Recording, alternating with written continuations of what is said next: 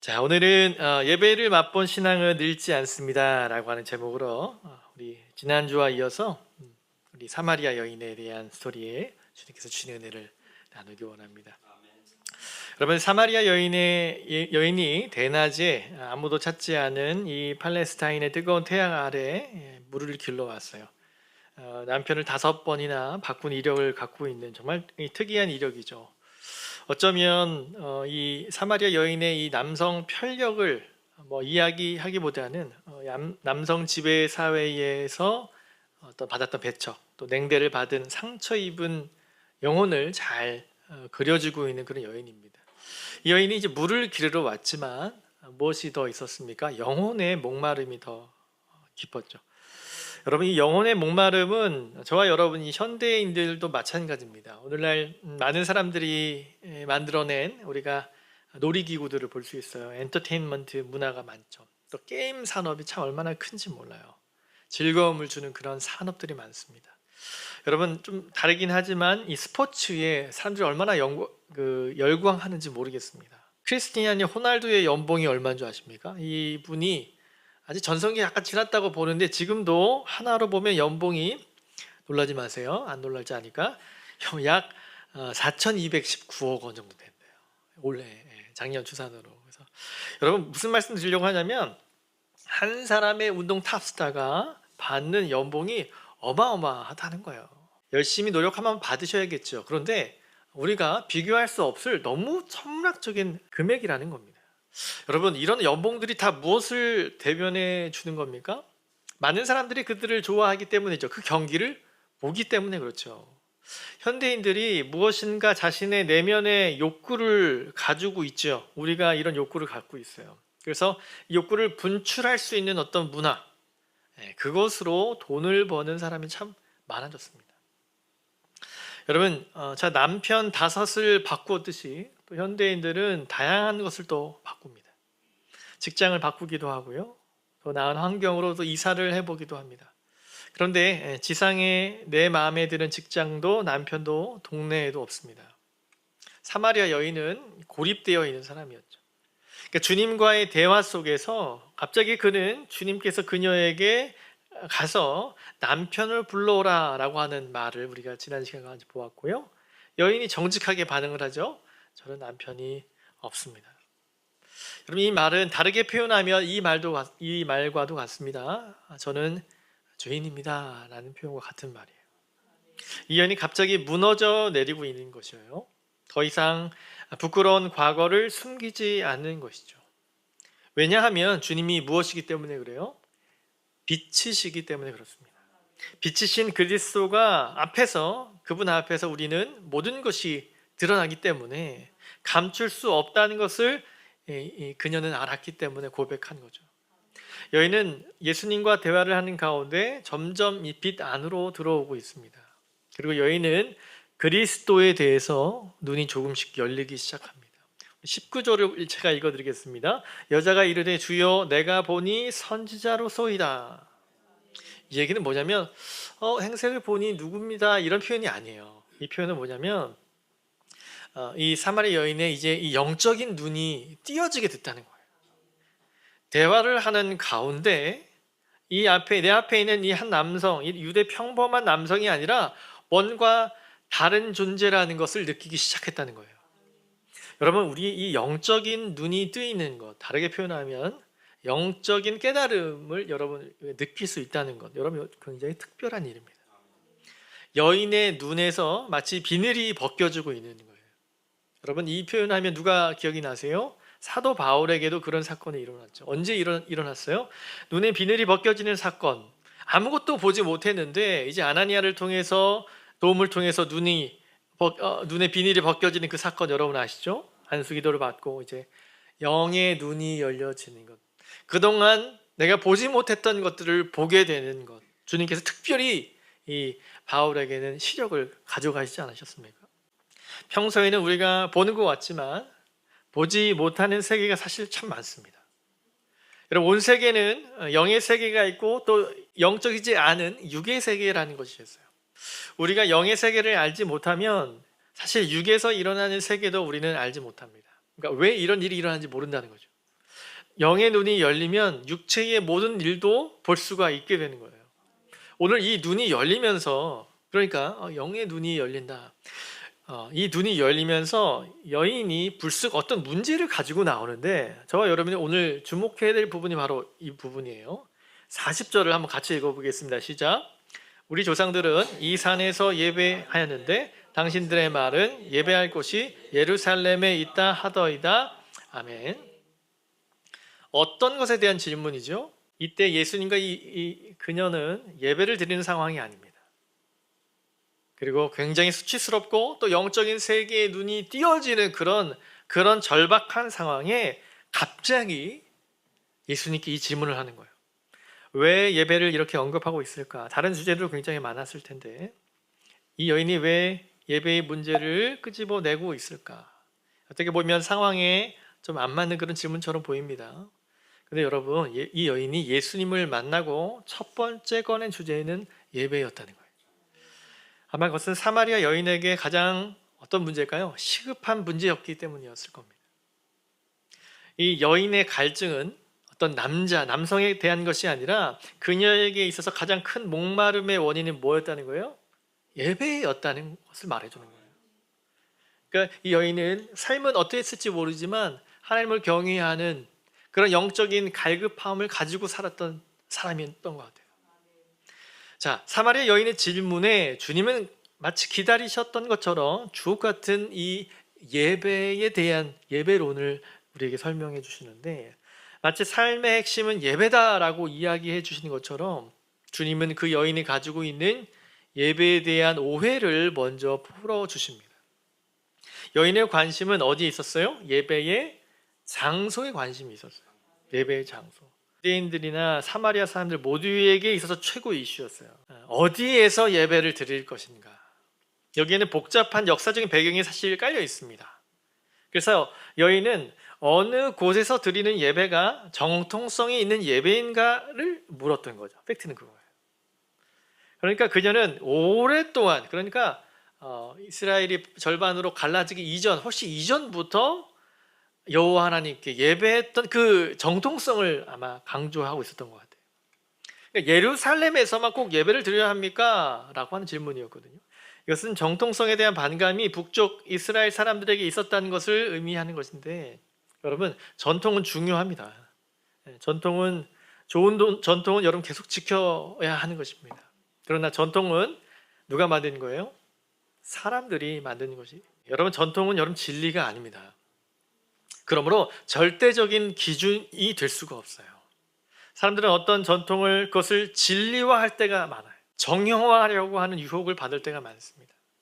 여러분, 우리 한국 교회가 옛날에는 우리 주일 예배하면 몇 시예요? 과거는 여러분 11시 예배를 굉장히 절대시했거든요. 여러분, 11시 예배가 참 대예배다, 그리고 대예배다 이런 말 대자도 붙였어요. 여러분, 우리는 예배가 여러 번 있어서 11시 예배를 지금은 여러분 그런 이해가 됐거든요. 주일 예배 시간에 대한 10시 반 혹은 10시, 여러분 우리의 상황과 우리의 모든 상황에 맞춰서 시간을 정하는 것, 시간을 정하는 것이 중요하기 때문이죠. 그런데 꼭 11시 예배를 고수하진 않아요. 그런데 옛날에만 생각해보면 아주 정형화했거든요. 그런 교회가 많습니다. 지금 뭐 코로나 이후 말고요. 그 전에 특히나 이제 대도시들에 있는 교회는, 대도시들에 있는 교회는 이제 앞에 있는 교회가 있고 뒤에 교회가 다 11시 예배 드리니까 교통이 이제 아주 민원이 굉장히 들어오니까 구청에서 이렇게 연락을 와요. 예배 시간을 조금 이렇게 30분씩 그걸 받아들이고, 이제 어떤 교회는 어느 주보 보면 여기는 30분 예배 드리는 데가 있고 정시 예배 드리는 데가 있어요. 어떤 게 더 전통이에요? 이런 거 따지지 말고 이제는 이렇게 상황에 맞춰서 우리가 지역사회와 함께 가야 되기 때문에 이렇게 되죠. 그런데 과거에는 어떻습니까? 10시 반에 예배를 드리려고 하면 회의를 하면 무산되는 경우가 되게 많았어요. 여러분, 그렇게 하다 보면 그것이 전통이 되고요. 그것이 마치 진리처럼, 예배 정말 중요하죠. 근데 예배 시간은 우리 상황에 맞춰서 늘 바꾸면 안 되겠지만, 여러분 우리가 약속하고, 그래서 여러분 공동회의가 여러분 중요한 거예요. 우리 모두의 약속이고 함께 주님 주신 일들을 나누는 시간이니까요. 그런데 그것을 마치 진리처럼 자리를 하게 되면 문제가 생긴다. 여러분 예배의 초점은 오늘 여인이 이야기하는 것처럼 어디에서 드리냐가 아니다라는 거죠. 새로운 정의를 예수님이 내리시는데 바로 오늘 그것이 23절인데 이거 같이 한번 읽어봐야 돼요. 시작. 아버지께 참되게 예배하는 자들은 영과 진리로 예배할 때가 오나니 곧 이때라. 아버지께서는 자기에게 이렇게 예배하는 자들을 찾으시느니라. 아멘. 여기서 굉장히 중요한 것은 아버지께 참되게 예배하는 자들은 어떤 예배냐? 뭐로요? 영과 진리로 예배하는 것. 이전 역본에는 뭐였어요? 신령과 진정으로 예배하는. 그래서 이제 아직도 신령과 진정으로 주님. 그 내용을 잘 모르겠어요. 신령이 얼마나 어려운다. 그래서 제가 한글과 한자가 어려운 게 그거예요. 엄청 어려운 말이에요. 산에 있으면 뭐예요? 산신령이에요. 그래서 여러분 그래서 신령이 신신자고 영영자에서 어려운 거예요. 오해도 많고. 와, 신령과 진정으로 하니까. 진정은 또 뭐예요? 진심으로 하는 거고 가짜로 아니고. 이게 어려운 말이다 이 말이에요. 근데 여러분 헬라 언어로 들어가 보면 이제 우리 개역 개정이 잘 된 것 중에 하나 이런 겁니다. 가장 원어에 가깝게 해석한 게 영과 진리로라고 하는 번역이에요. 이게 정말 잘 된 번역입니다. 여러분 그런데 그러니까 영과 진리로 예배할 때가 이미 왔다. 언제부터냐? From now. 예수님이 이렇게 얘기해요. Even now has arrived. 이제 그렇게 해야 된다라고 얘기하셨어요. 주님이. 왜 나올까요? 뭐가 도착했을까요? 예수 그리스도가 이 땅에 오셨기 때문에. 주님이 오신 이후로 우리에게 있어서는 물론 시간 약속이기 때문에 중요하지만 어떤 것보다 뭐가 중요하다? 우리에게는 영과 진리가 있어야 주님을 예배할 수 있다라는 얘기를 주님이 하시는 거예요. 여러분 심지어 그때가 지금이라고 해서 지금부터예요. 예수님은 이제 새로운 시대가 왔음을 이 그녀에게 알려주고 있는 거예요. 그 새로운 시대 뭐의 도래냐? 예배의 변화인데요. 영과 진리의 예배를 가르치고 있어요. 오늘 두 가지를 나눌 것인데 첫 번째로는 영으로 드리는 예배가 우리에게 필요하다는 건데요. 여러분 영으로 드리는 예배, 예배는 장소나 어떤 조건이나 어떤 형식이나 방법의 문제는 아닙니다. 핵심은 영으로 드리는 예배. 여러분 코로나 팬데믹 이후에 어떤 일이 생겨졌어요? 비대면 예배, 뭐 온라인 예배, 오프라인 예배, 또 온라인에서 온라인도 오프라인 둘 다 이렇게 얘기도 하고요. 여러분 이런 예배가 언제 만들어진 거예요? 전염병이 창궐하는 그런 상황 속에서 지혜롭게 만들어낸 포맷이죠. 그런데 이슈들이 있어요. 온라인 예배가 진짜 예배냐? 오프라인 예배가 진짜 예배냐? 오면은 주님이 좋아하실 것 같고 안 오면 뭐라고 하실 것 같고. 여러분 그러십니까?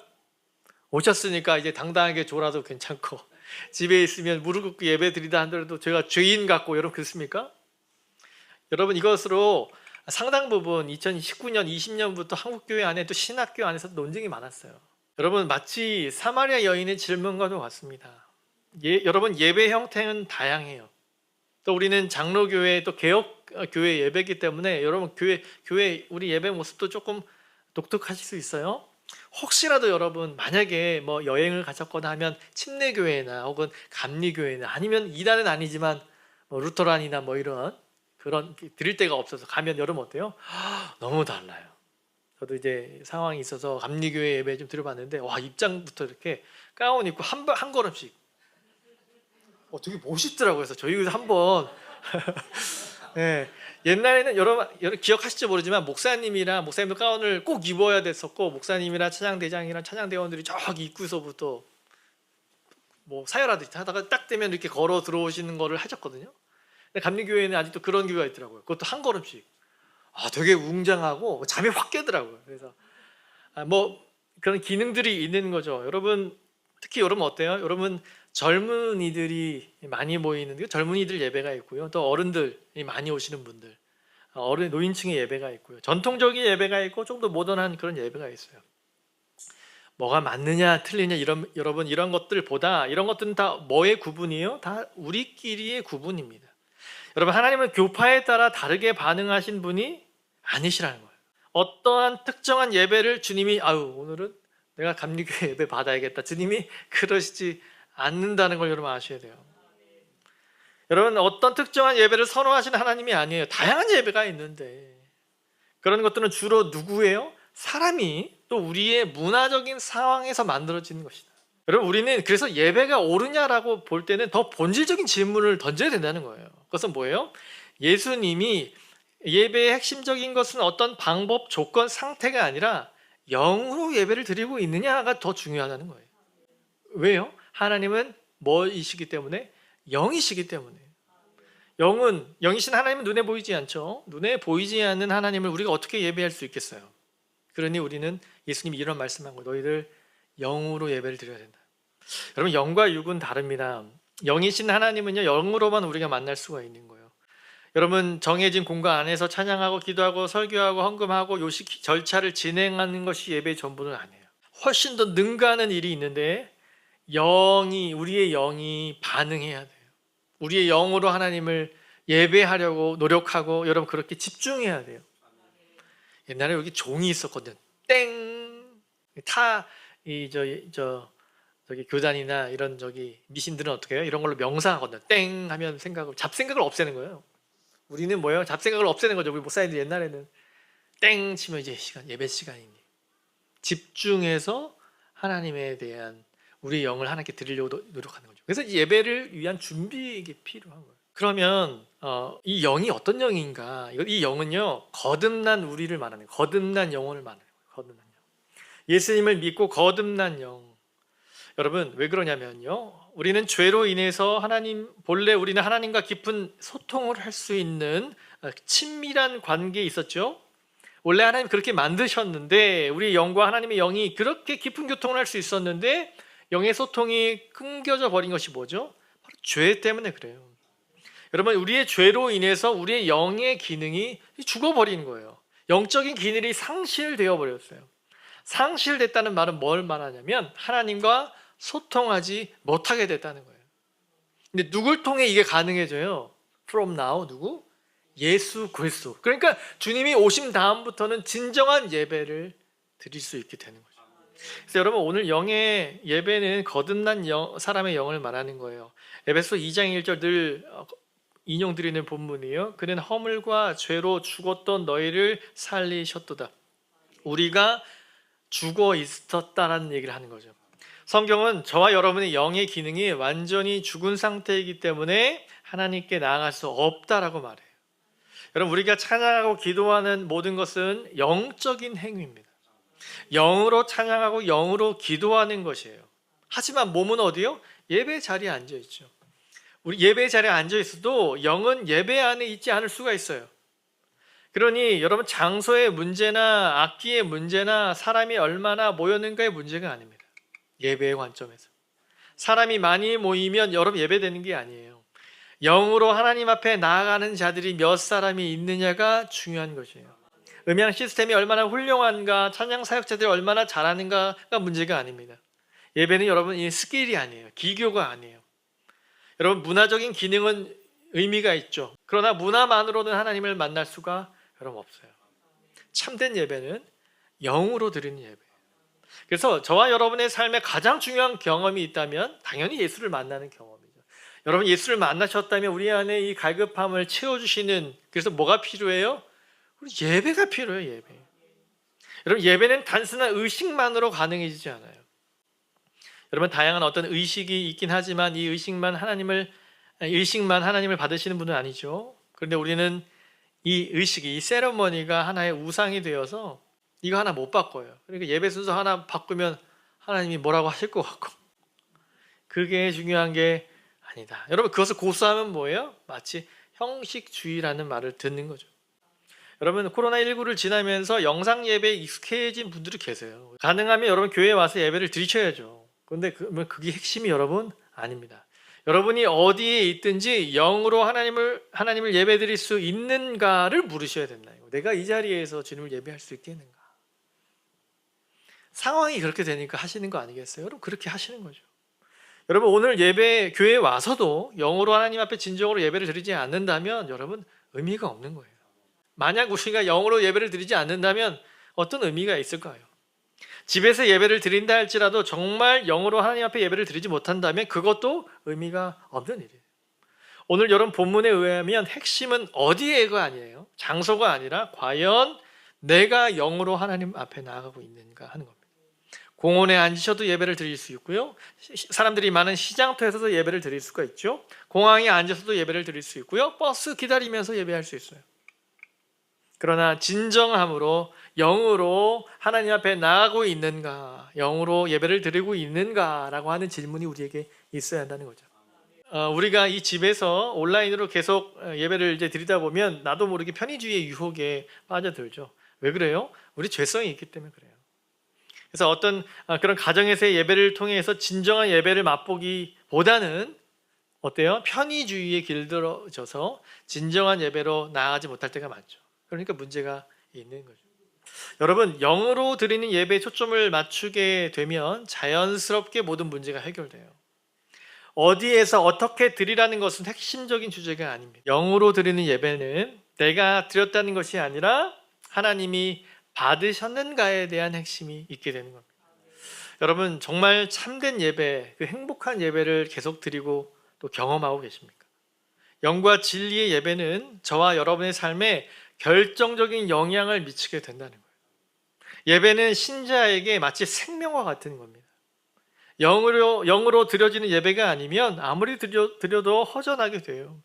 그래서 여러분, 우리가 예배를 드리고 난 다음이 참 중요해요. 예배 드리고 난 다음에 나가는데 굉장히 허전하고 짜증이 나고 신경질이 나고 참된 예배를 드리지 못한다면 공허한 거죠. 공허함을 무엇으로 채워요? 뭔가 채우는 거죠. 말하자면 그래서 또 다른 안편을 찾는 것입니다. 그러므로 우리는 기계적인 예배를 경계해야 돼요. 주일이기 때문에 지난 주일에도 왔던 것처럼 모든 것이 익숙하고 앉았던 자리에 딱 앉고 찬양을 부르고 기도하고, 어떤 분은 기도하다가 답답하게 눈을 딱 떠요. 근데 눈 마주쳐요, 옆에 사람이랑. 그러면 또 깜짝 놀라가지고 기도하고. 여러분, 아무리 멋진 예배당 건물, 여러분 왜 우리가 짓는 거죠? 여러분, 멋진 건물에 하나님이 감동하실까요? 와, 정말 잘 지었구나 하나님 감동하실까요? 아니에요, 여러분. 여러분, 그것은 지은 그 사람들이 감동하는 겁니다. 여러분, 신앙의 타락은 뭐였어요? 신앙의 타락은 예배였어요. 예배의 타락은 하루아침에 오지 않아요. 예수님 당시에 성전이 있었고요, 이미 참된 예배. 그러나 참된 예배가 있었어요, 없었어요? 없었어요. 그래서 영으로 드리는 예배는 성령 하나님의 도우심이 필요한데요, 성령의 임하심이 있어야 예배의 문이 열리게 되는 거예요. 참된 예배를 드리려고 하면 우리의 영의 상태가 그렇게 중요해요. 그러니까 감정을 잘 지키고 이렇게 나아가야 되는 거죠. 예배는 철저히 영이 적극적으로 하나님을 향하여 열려 있어야 된다는 거죠. 그래서 여러분, 그렇게 찬양하는 사람들이 달라요. 단순히 찬양도 마찬가지, 자기 감정에 겨워서 부르는 것이 아니죠. 자기 감정에 도취되어서 부르는 것이 찬양이 아니에요. 눈물을 많이 아무리 흘려도 내 영으로 하나님을 찬양하고 그 찬양하는 가운데 성령이 우리 가운데 역사하는 것을 경험하는 그 입술로 부르는 것과 큰 차이가 있는 거죠. 그래서 영으로 하나님의 말씀을 듣는 사람은 여러분 달라요. 영의 말씀을 영으로 반응하게 되는 거죠. 영으로 하나님과 깊은 교제가 일어날 때 우리의 영혼의 회복이 일어나게 되고, 영혼의 회복에 평안이 일어나게 되고, 우리 영혼에 묶여있는 것이 풀어지는 역사가 여러분 예배 가운데 있는 것입니다. 여러분, 영으로 예배하는 은혜가 있게 되기를 축원합니다. 자연스럽게 되는 게 아니라 우리의 노력이 필요해요. 영이 병들어 있으면 진정한 예배 안으로 들어가지 못합니다. 예수를 믿는다 할지라도 영의 상태가 좋지 않은 거죠. 여러분, 우리는 영으로 예배 드려야 합니다. 두 번째, 마지막으로 우리에게 드릴 예배는 진리로 드리는 예배를 맛봐야 된다. 여러분, 예배의 초점이 어디 있습니까? 바로 예배를 받으시는 분입니다. 우리는 또 우리 교단이 지양 알고 이렇게 거르는 것 중에 하나가 뭐냐면 어떤 예배 이런 말을 많이 안 써요. 그래서 교단에서 정해줍니다. 어린이 주일, 어버이 주일 몇 개만. 주일마다 누구를 위한 주일, 오늘은 60대를 위한 주일. 이 말은 성경적으로 신학적으로 옳은 모습이 아니에요. 추도 예배 누구를 위해 드리는 예배입니까? 그런 거 없어요. 언제나 예배의 초점은 누구예요? 하나님이세요. 하나님.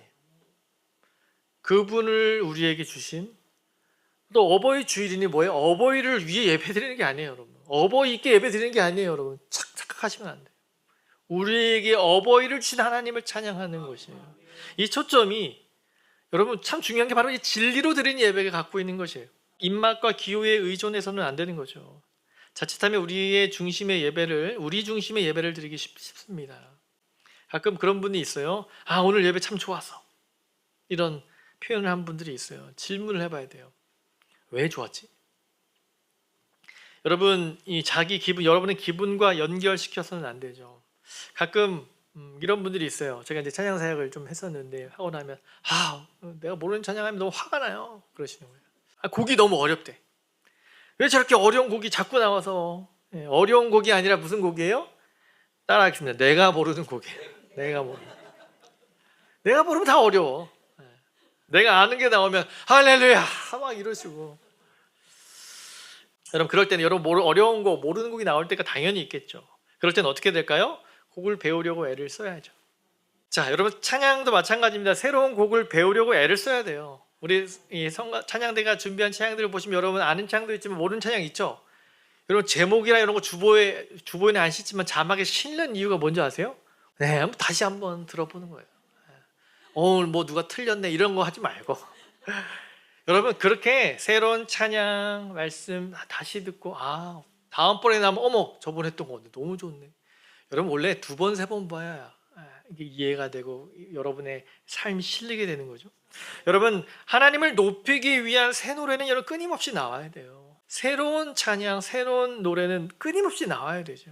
여러분 그러니까 우리의 감정 기호 어떤 분위기가 예배의 초점이 되어서는 안 되죠. 철저히 하나님 중심이어야 된다. 하나님으로부터 시작하고 하나님으로 끝내야 돼요. 그럴 때 은혜라는 게 오거든요. 여러분 이거 경험해 보셔야 돼요. 전적으로 하나님께 몰두해야 됩니다. 여러분 누가 하나님께 몰두할 수 있을까요? 하나님이 누구신지를 아는 사람이 가능하겠죠. 여러분 하나님이 누구신지 모른다면 예배다운 예배를 드릴 수가 없는 거예요. 여러분 하나님이 누구신가를 알면 그분에 대한 적절한 예우를 하게 되죠. 그분에 대한 대우를 하게 되는 거예요. 그분에 합당한 최상의 것을 올려드리고 싶어 하는 거죠. 시간이나 장소 구별 자체가 초점이 있는 게 아니죠. 여러분 하나님을 잘 모르면서 예배를 드린다고요? 여러분 불가능한 일이 될 수밖에 없어요. 질이 낮은 천박한 예배가 될 수밖에 없어요. 참된 예배는 지식이 있는 예배예요. 우리가 누구를 예배하고 있는가?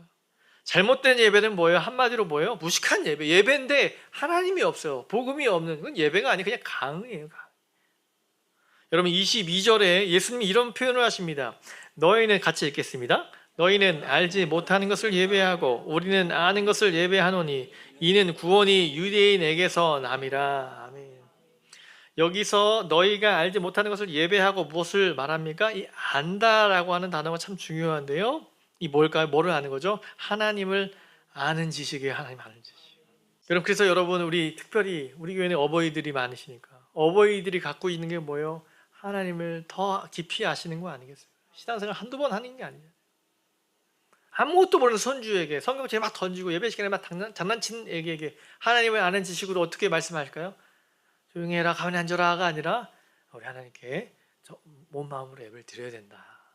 할머니 봐라 이렇게 해봐라. 다 그거 배우고 가는 거예요. 그렇게 예배를 배우는 거죠. 여러분 이스라엘 백성들은 광야에서 어떤 예배를 드렸어요? 지식이 없는 예배를 드렸어요. 모세가 여러분 시내산 위에 올라갔을 때 백성들이 뭐 만들었어요? 요거 만들었죠. 아주 잘 만들어요. 금으로.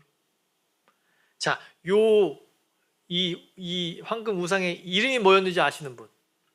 정답을 아시는 분에게 제가 요거 드릴까요? 네? 금송아지는 우리가 그냥 지칭한 이름이고요. 뭐예요? 하나님이에요. 하나님. 여러분 우상이라고 하는 게 뭐냐면 저렇게 만들어 놓고 우리를 애굽에서 구원해낸 하나님이라고 얘기했다는 거예요. 부처님 뭐 다른 마호멧 이게 아니라 저렇게 만들어 놓고 우리 하나님이라고 했다는 거예요. 하나님이 가장 경멸한 우상 숭배가 뭔지 아세요? 하나님에 대한 지식 없이 나를 도우시고 나와 함께 하시는 살아계신 하나님을 저런 모양으로 만들어 놓는 것을 하나님이 원치 않는다는 거죠. 여러분 뭘까요? 실패의 핵심은 이스라엘 실패의 핵심은 우상 숭배였어요. 여러분 이것은 이스라엘의 문제뿐만 아니라 우리 모두의 문제입니다. 우리의 역사는 우상을 만드는 역사. 여러분 칼빈이 이런 말을 한 거 아세요? 인간은 우상의 공장이다. 우리는 맨날 만들어냈는데 우상을 우짝. A, B 이름 붙이는 게 아니라 다 누구라고 이름 붙여요? 내 하나님. 하나님이 마음에 안 들어 탁 버리고 시 하나님 딱 만들어. 여러분, 칼빈이 이렇게 지적합니다. 저와 여러분이 가지고 있는 이 우상의 문제, 다른 하나님인 것 같아 겉으로 문제가 없어 보이는데 안으로 들어가면 뭐예요? 이 우상이라는 거죠. 여러분, 우상은 일종의 내 욕망의 투사입니다. 내 욕망이 담긴 안경이라고 보는 거예요. 그래서 여러분, 우리는요 하나님을 알아야 돼요. 하나님을 바로 알아야 돼요. 그래서 여러분, 진리의 예배가 너무너무 중요합니다. 진리의 예배 너무 중요합니다. 하나님이 누구신가를 알면 저절로 참 예배를 드릴 수가 있는 거죠.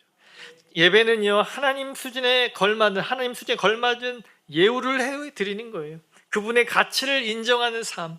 여러분, 우리는 하나님에 대한 지식의 목마름이 있어야 돼요. 많은 사람들이 이 시대가 지식의 풍요한 시대라고 말해요. 지식이 넘쳐나요. 어떤 영역이든 전문가들이 참 어려워졌대요. 근데 목회도 힘들어졌습니다. 왜냐하면 이렇게 설교하면 목사님 신학적으로 안 맞는데요, 이런 평신도들이 늘어나요. 그럼 일본 선교의 어려운 점 중에 하나가 그런 거래요. 일본 분들은 지적으로 되게 뛰어난 분들이니 신학을 다 알고 예배 와요. 근데 목사가 설교하는데 신학적으로 그거 아닌데 라는 얘기를 하니까 이 목회가 되겠어요? 힘드는 거죠. 여러분, 요즘 의사 병원에 한번 가보셨습니까? 의사들이 요즘 좀 이렇게 친절하게 하시는, 물론 의사들이 많으시지만 젊은이들 병원 가보셨어요? 가면 굉장히 날카롭게 돼요. 왜 그러냐고 제가 물어봤어요. 했더니 워낙에 본인 다 뭐 검색해서 온대요. 자기 말을 들으려고 하지 않는데요. 이렇게 하시면 이거 아닌 것 같은데요? 이거 저기 찾아봤더니 이거다네. 그러면 의사분들이 힘드시대요. 이러면 어떻게 해요? 다 알고 해요. 무슨 병명을 다 알고 온대요. 왜 이렇게 저렇게 이렇게 하는 거예요. 여러분, 요즘 얼마나 정보와 지식이 많습니까? 여러분, 근데 실제 들어가 보면 정말 저와 여러분에게 필요한, 정말 원하는 지식이 있습니까? 파편적이죠. 일부분만 있어요. 정작 여러분, 우리의 생명을 걸 만큼 중요한 지식에 대해서는 너무 빈약합니다. 신자로서 알아야 될 지식은 뭘까요? 하나님을 아는 지식이에요. 여러분, 전도를 이제 해보시면 불신자들은요, 요즘 젊은이들은요, 자기는 무신론자라고 하면서 내가 왜 무신론자인지를 아주 정확하게 체계화된 지식으로 설명합니다. 우리도 마찬가지여야 되지 않습니까? 정말 예수를 믿는다면 나는 어떻게 무엇 때문에 어떤 기준으로 예수를 믿는 것에 대한 확실한 근거를 가지고 있어야 돼요. 지식 중에 지식은 하나님을 아는 지식입니다. 우리가 성경을 많이 알아야 되죠. 왜 여러분 우리가 성경을 많이 알아야 될까요? 성경을 알아야 될 이유가 뭐냐면 하나님을 알기 위해서예요. 여러분, 사람이 왜 교만해집니까? 하나님을 모르기 때문이에요. 하나님을 알고 나면 교만할 수 없어요. 호세아서 성경을 읽어보면 이 핵심이 뭔지 아세요? 하나님을 힘써 아세요. 엄청난 제사를 드리고 있는데 무슨 말이야? 하나님을 모르는데 여러분 예배가 어떻게 가능합니까? 그래서 호세아 선지자가 그렇게 외치는 거야. 하나님 너네 더 알아. 여러분, 이스라엘의 실패는 하나님에 대한 무지였어요. 그로 인해 예배가 무너졌고 우상 숭배가 난무했습니다. 성도 여러분, 우리는 일평생 하나님을 알아가는 여행이 되어야 됩니다. 그래서 이런 고백이 참 필요해요. 얘야, 손주야, 얘들아, 나는 하나님을 이렇게 예배했어. 내가 아는 하나님은 이런 분이다. 여러분, 이 제임스 패커 목사님의 이 노인갓이라고, 하나님을 아는 지식이라고, 이 책이 아주 고전인데요. 우리는 하나님을 알아가는 지식 안에서 자라가야 해요. 일평생 우리를 하나님을 알아간다 해도 하나님을 다 알 수 없죠. 하나님을 그렇게 쉽게 알 수 있는 분이 아니에요. 여러분, 지금 우리가 여기에 앉아서 있지만 똑같이 하나님을 예배하는 것이 아니죠. 하나님을 아는 수준에 따라서 예배가 달라지게 돼요. 내가 하나님을 아는 만큼, 또 오늘 하나님에 대한 지식이 깊은 분들은 예배가 우리 안에 생명처럼 여겨지는 이것이 느껴지게 돼요. 세상과 어떤 것도 바꿀 수 없는 하나님의 임재에 사로잡혀서 기쁨을 경험하게 되는데, 어떤 분은 왜 이렇게 안 끝나나.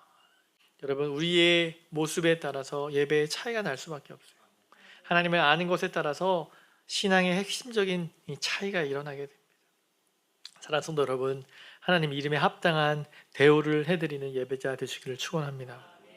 결국 진리로 드리는 예배라는 것은요, 한 시간의 예배만이 아니라 진리를 따라서 살아가는 저와 여러분의 일상으로 이어져야 된다는 말입니다. 여러분, 요한복음 23절에 주님 뭐라고 합니까?